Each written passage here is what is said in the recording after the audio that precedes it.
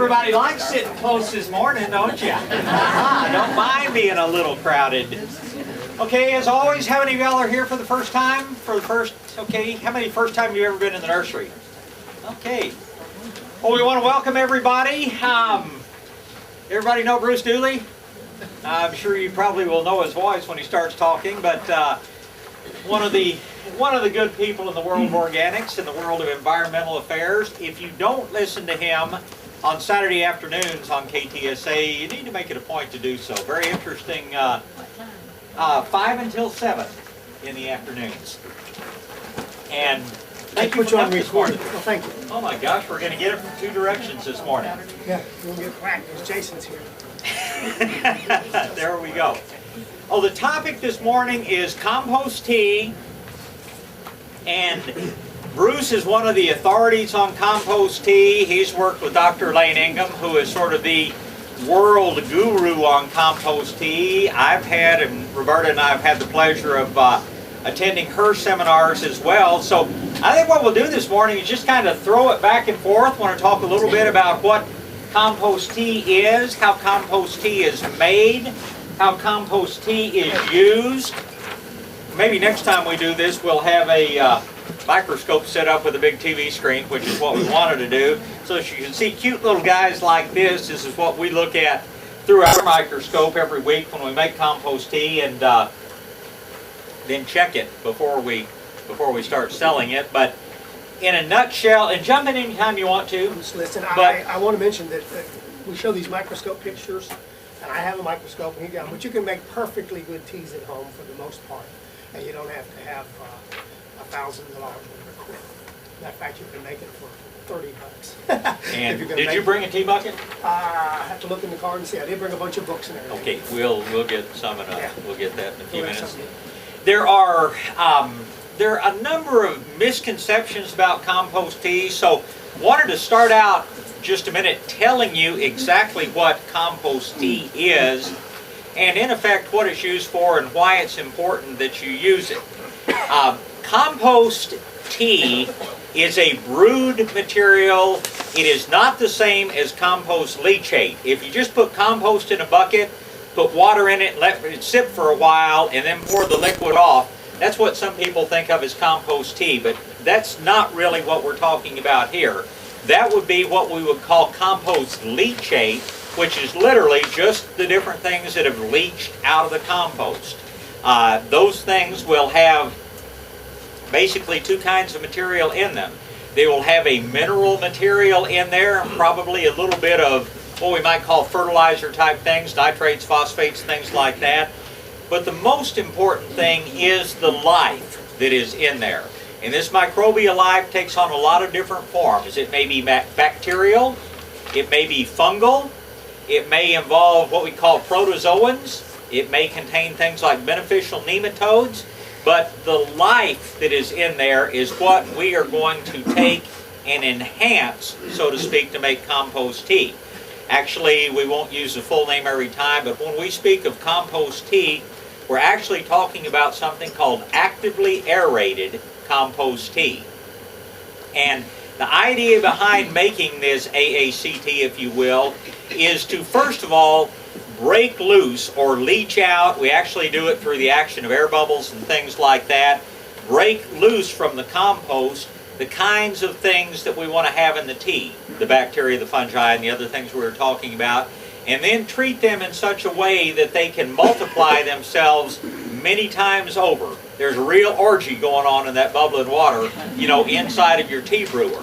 Now, some things reproduce very quickly. Bacteria, what, like a 12-minute generation time or something like that? Depending on the temperature. Yeah, they can double themselves.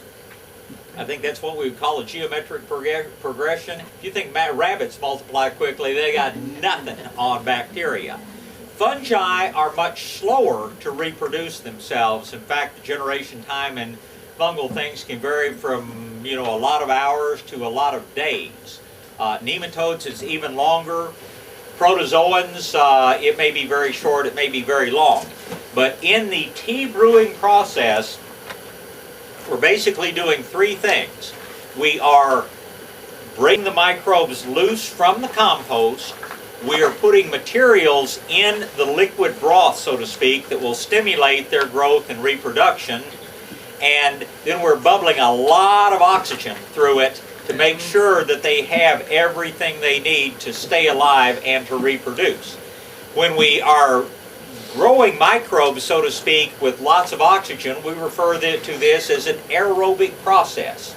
And what we want is aerobic things. Aerobic things tend to be very good for the soil, tend to be very good in general. If we don't have the oxygen going through fast enough, or if we let the compost tea stand for too long after it's brewed with no oxygen source, or if we put in so many stimulants that they reproduce faster than we can keep oxygen in the water, then we move into what we call an anaerobic state. This is most easily identified because it stinks. Good compost tea should have kind of a fresh, earthy smell to it. If it smells bad, and Elaine taught us all these fancy words at one time, putrescine and all that's these, vomit. yeah, if it's all these different things that smell really bad, you know you've got bad stuff, and that's not what we want.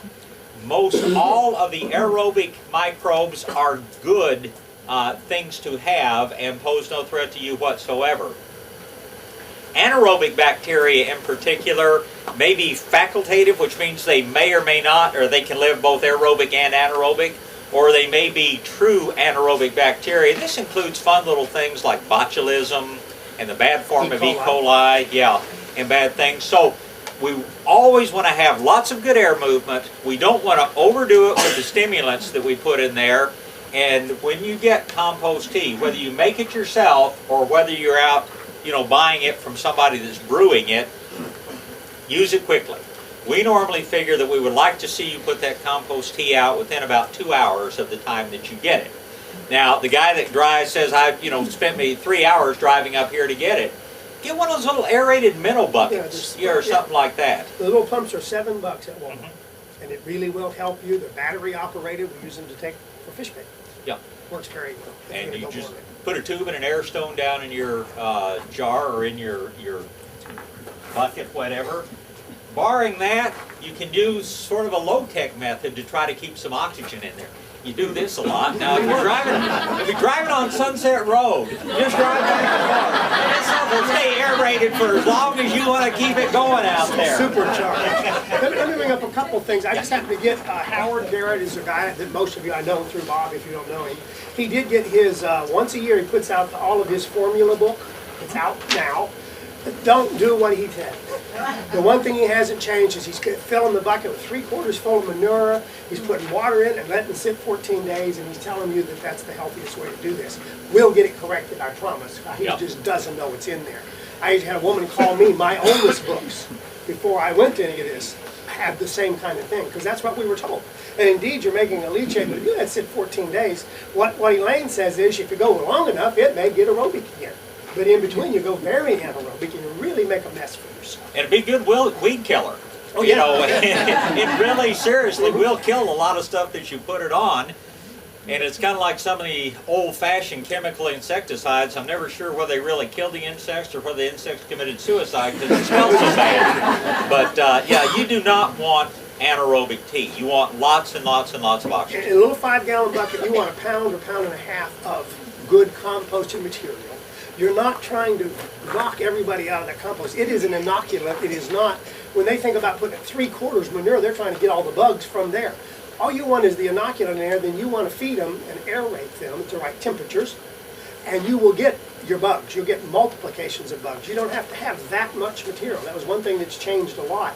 Even since we first started, the 55 gallons now are taking a lot less material than they used to. They've cut back, and they're still getting as good a teas. So remember, it's an inoculant. It is not how much from this piece of manure or this composted material. Does that make sense? Now, bacteria and fungi both can be pretty specific in what they break down, what they decompose, what they live on.